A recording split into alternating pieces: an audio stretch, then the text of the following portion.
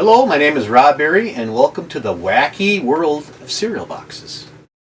Look at these and go, oh my God, there was a cereal that had a beaver on the front, or three lambs, or look what Tony the tiger actually kind of looked like a tiger back then instead of some steroid-ridden athlete. But Freakies was my favorite cereal back in the day.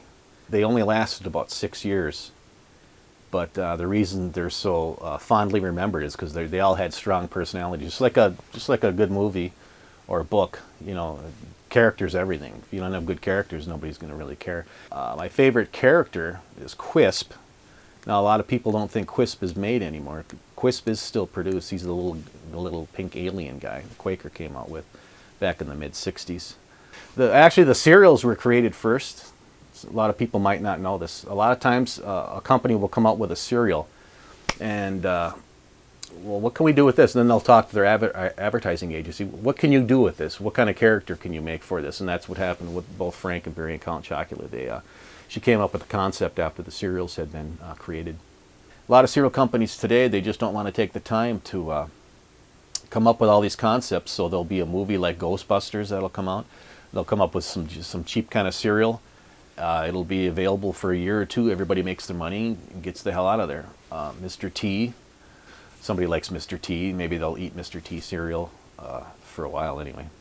The one thing that always remains in a lot of these kids' cereals is sugar. The word sugar might not be on the box front, but it's in there. Sugar's in there. Back in the mid-'80s, there was a product called Morning Funnies, and that did not taste good. I mean, people ask me, well, how did it taste? And all I can tell them is spoiled chemical.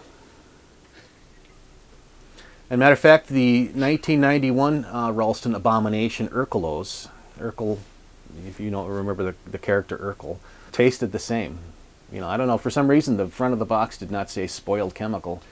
I thought that was the main ingredient, though. I had a lot of conversations with a lady named Jackie End, who created the Freakies back in the early 70s. Because I asked her, well, what inspired the Freakies? And what inspired her was at the agency she worked at, she based all these characters, 7 different Freakies, on people she knew. Now, one was based on her, one was based on her boss named Charlie Moss, but the character she created for him was called Boss Moss.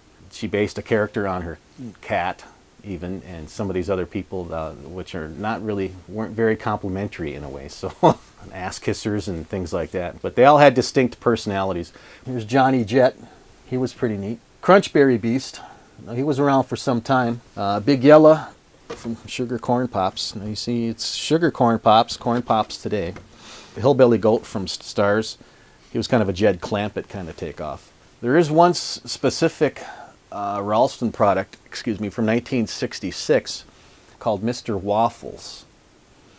And that box is not known to exist, but that's something I would love to have a copy of. Mr. Waffles. Sounds like it would be good.